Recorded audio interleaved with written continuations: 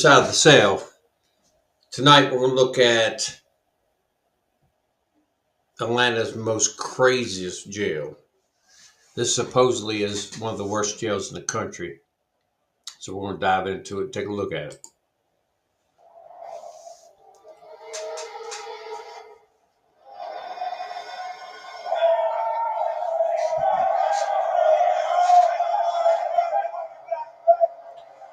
Well, we're starting out pretty hot.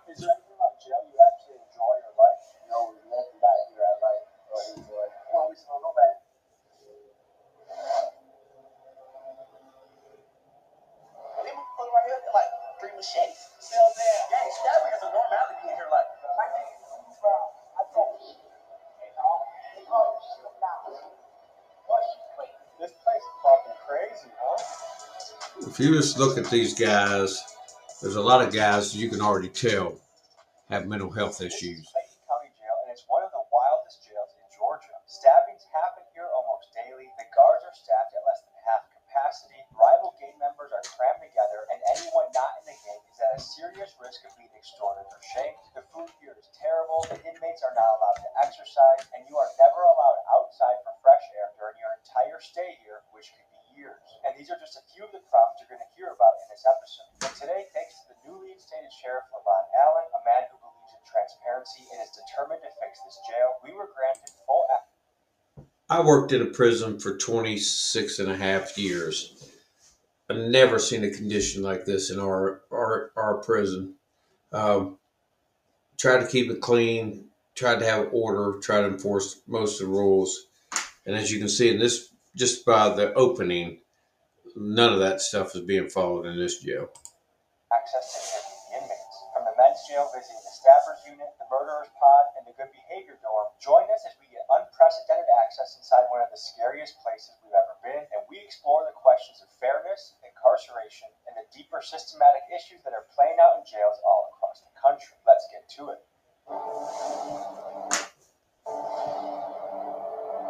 We're just about to check ourselves in the Clayton County Jail, stop at the gas station. We're just get out of Clayton County. I just got out 2 days ago. What are the conditions in there right now? Conditions are horrible. We're talking about 16 rooms will have 2 people, so that's 32. Instead, you got about 45 to 55. There's 3 people to a cell. Okay, what about weapons? It's a lot of weapons in there. The cells don't work. The doors don't work. They don't close. They don't lock. So what's right there? Don't go. His thing already is the cells don't work, the doors don't lock, the doors don't close. Right there, security breach all over the place. That administrator of that jail has to fix that problem immediately. That's all I can say. But I just don't want to get stabbed. That's a 50-50 chance. I can't guarantee you're going to leave out of there with the same body. What do people do all day? Talk shit, try to fight, antagonize people through the windows, gang bang, smoke weed. All right. I was scared. I'm scared, I can say. And you should be scared. You should go in that situation at being scared because your safety is paramount, even if you're going in to do an interview and cover this, because there might be some idiot that tries to take you out just for publicity. This is the team. Okay, can you tell me what we're looking at here? So those are the jail cells, actually. Cells, so it's where all the inmates are housed. Is there any sunlight that gets in? Through those windows, yes.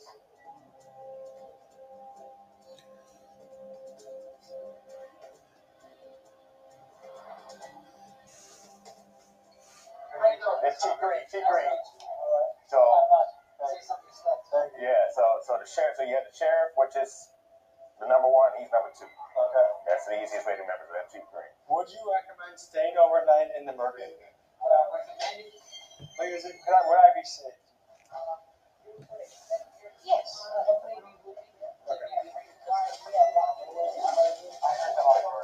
Well, some doors don't from the inmates that have destroyed the doors or messed up the doors. But most of the doors, 90% of the doors ain't working. Are you guys able to put me with a cellmate who has a good reputation? For next week's video, I'll be living as an inmate in this jail. So if you see me asking the guards about staying here or shots of me in an orange jumpsuit, that's why. The big thing about him going in and acting like he's an inmate. There's a danger to that because unless they got protection around him at all times, somebody could definitely take a shot at him, stab him, or something just because they want to be on TV. You mean in a murder game? I mean, I wouldn't recommend that. Like putting you, because it's no telling what that inmate would do. I've seen a lot over the years, so I can't verify to say what's going to happen. I mean, we've seen fights, stabbings. It's a jail. It's a jail. When was the last time there was a stabbing? How common or not? Pretty much like on the street. So like 80% of the guys have. Just know that everybody knows. You want to take us in there? Should we start this journey? We'll head down and start it off.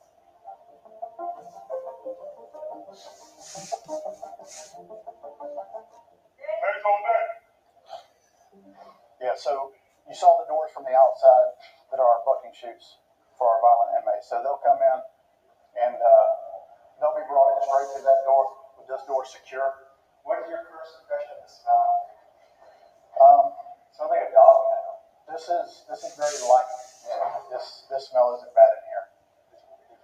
Yeah, a lot worse. So when we go through the intake process, they start in cell 1 and then If you've ever worked in a jail, prison, there's a certain smell to it because you got a lot of people with a lot of different issues, hygiene issues, just horrible.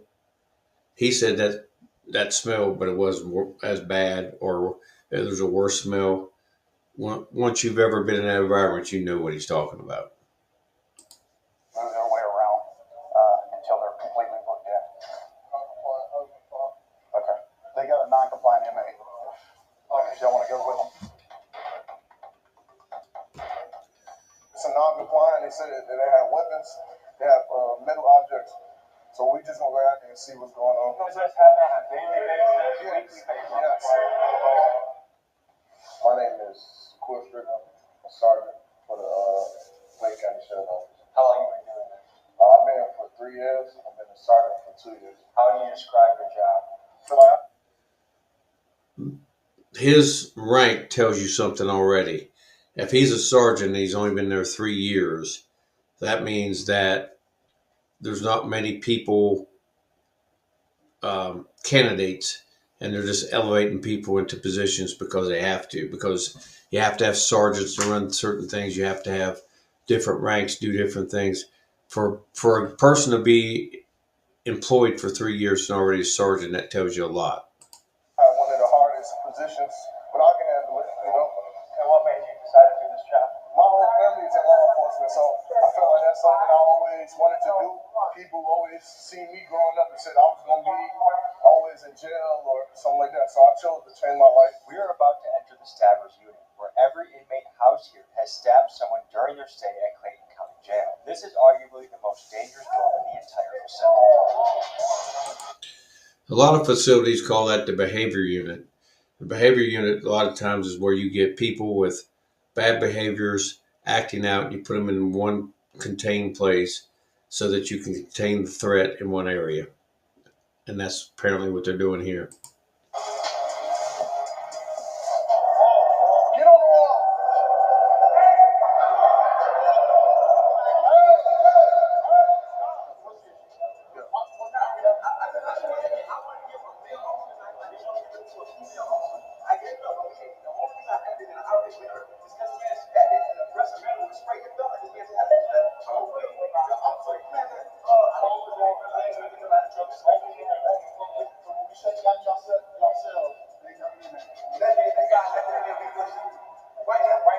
You may be wondering why the walls are black in this cell. That's because many Oh, man. inmates here make fires in their cells so they can cook, smoke, or melt things down to make into shanks. And over time, the smoke stains the walls. They definitely cook, smoke, and burn stuff all the time.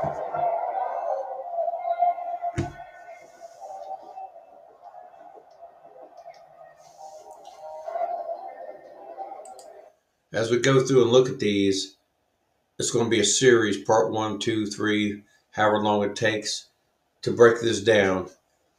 And if you look at that cell, it was fully black. It's because they're burning ink and stuff to make tattoos so they can tattoo each other. That's why there's such a high rate of hepatitis in jails and prisons.